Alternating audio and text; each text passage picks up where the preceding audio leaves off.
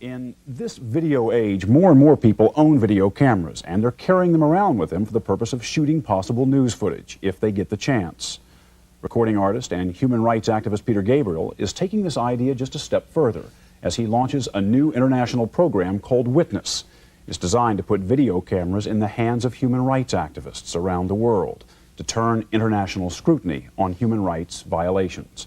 With Peter this morning is Michael Posner, Executive Director of the Lawyers Committee for Human Rights. Good morning to both of you, gentlemen. Good morning. Peter, how did this project get started? Well, those in power around the world can get away with murder, torture and repression as long as there's no one there to witness it. And as you mentioned with the King beatings, if someone happens to be there with a camera and can get that footage out and broadcast, then we have a very good chance of stopping it and embarrassing governments. How many cameras and who gets them? Well, we'd like to have thousands or hundreds of thousands of cameras, but obviously this is something that we're going to build and spread through the network of the Lawyers Committee.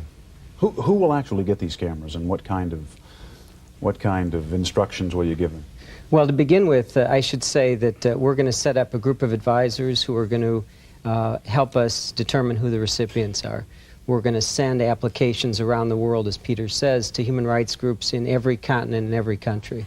And we're going to allow those who seem ready to take the equipment and ready to do it, we're going to give them training. We're going to follow up to make sure that the material that they produce gets aired and gets heard and seen around the world to put governments on notice. You know, I mean, it's pretty clear that being in the right place at the right time with a video camera is going to make for some extraordinary footage.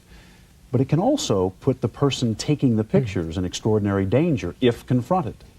What do you do in that case? What are you going to tell these people to protect them? Well, we recognize that, in fact, people who do human rights work are in danger always, as it is now. We deal with that on a daily basis. In some ways, this equipment, this 20th century equipment, is going to put governments on notice that they're being watched. And so we think there's also an element of protection. We're determined with the network we're creating to make sure that there's an immediate response and it's a very public, strong response so that governments know that they can't get away with this or they're going to pay a price for it. Peter, most of these human rights violations happen behind closed doors where cameras are not allowed. What kinds of things are you hoping or expecting you may be able to capture on videotape? Well, we sent a couple of cameras out to Haiti, and within hours of arrival, someone had filmed some beatings taking place. So I think, obviously, yes, you're not going to get some film of torture, but the more evidence that can be accumulated, the better chance we have. And I would like to see the United Nations build up an archive, a library of human rights abuses, so when government commit these crimes, that they're going to be permanent records. So maybe not in the jails or prisons, but out on the streets where it is happening. I think it was Justice Brandeis who said that sunlight is the best of disinfectants. So it sounds like a good idea. Good luck to you both. And I want to just say our third partner in this with Peter and the Lawyers Committee is the Reebok Corporation and their foundation, which is really making this happen.